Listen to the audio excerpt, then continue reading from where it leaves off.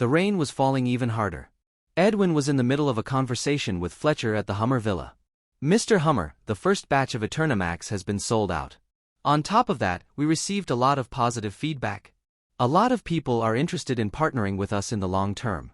Now, we'll be able to mass-produce this product." Fletcher reported excitedly. "That's the secret recipe for you, all right. Who would have thought it would have such great feedback right after its debut?" Edwin laughed joyfully. He originally thought that it would take a while for people to warm up to the product. He didn't expect the opportunity to present itself so quickly. At that point, he must strike the iron while it's hot. Speaking of which, we should be grateful to the Harmon family. Without their painstaking research all these years, we wouldn't have this baby in our hands right now. Fletcher grinned. "Natasha was foolish to dare to fight against me. I'll defeat her once and for all with Eternamax." Edwin said happily. "Then I shall congratulate Sir Hummer in advance for your success." Fletcher clapped. "All right, it's getting late. Time to join Tina's party. If I'm too late, she'll certainly have some complaints." Just as Edwin stood up with a grin on his face, an old butler ran into the room frantically and exclaimed, "Sir, bad news. Miss Hummer has been beaten up." "What? Beaten up? What on earth happened?" Edwin frowned. Who was brave enough to dare touch Edwin's daughter? There was a kid who stirred things up at the party. He even beat Ms. Hummer half to death in front of everyone. Ms. Hummer has already been sent to Hummer's hospital.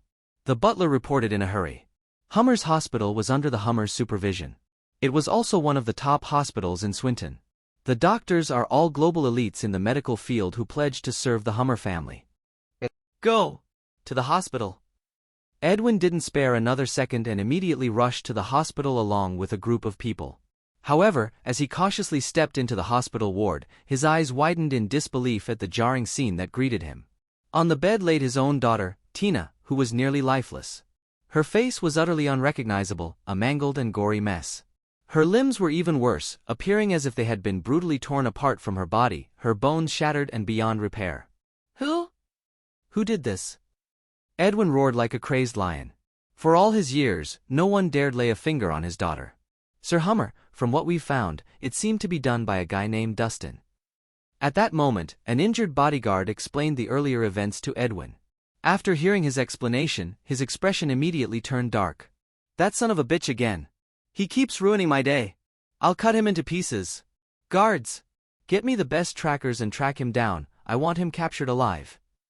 Edwin clenched his fists and said between gritted teeth, "Also, kill the entire Nicholson family. I want them all dead." "Yes, sir." After receiving orders, the group of people immediately scattered. "Sir Hummer, that guy's skill is quite unmatched. Not anyone could go against him." Fletcher said. He'd been slapped by Dustin once. Until now, he's still a bit traumatized. "What are you trying to say?" Edwin turned around. "From what I know, it would be best to summon the White Dragon Guild. The members are all top-notch fighters. It shouldn't be a problem for them to take on that guy." Fletcher suggested. "White Dragon Guild? Don't you think it's overkill to use them against a nobody?" Edwin narrowed his eyes. The White Dragon Guild was Edwin's secret weapon, and he wouldn't use it lightly. "Sir Hummer, this guy is not just a normal fighter. He has the Harmon family supporting him. To be safe, we must summon the White Dragon Guild. It would be the best choice," Fletcher advised seriously. After pondering for a few seconds, Edwin finally made the decision. "All right. Contact the White Dragon Guild immediately. Get me the best fighters." Whoever dared to lay a finger on his daughter would have to pay the ultimate price. On the other hand, in Java Joy's. "What? Dustin stirred up trouble at the Hummer's party? And he beat Tina into a pulp?" Natasha was completely shocked at her sister's words. "Yeah. Dustin is insane. He beat her up in front of so many people. He even tore her limbs apart. He's really on another level." Ruth said excitedly. "He doesn't seem like someone who'd do something irrationally. How could he do something like that?" Natasha was puzzled, probably because of that girl. How could he hold back after that Nicholson was publicly shamed? That's why he went to get revenge. Ruth did not hide anything from her sister. After hearing the news, she shared every single detail with her. "No wonder." Natasha nodded. "Sis, aren't you mad at all?" Ruth was a little surprised. "Why should I be?" Natasha asked. "Dustin made such a grand move for that woman. It's obvious there are still some lingering feelings between them. Are you not bothered by it?"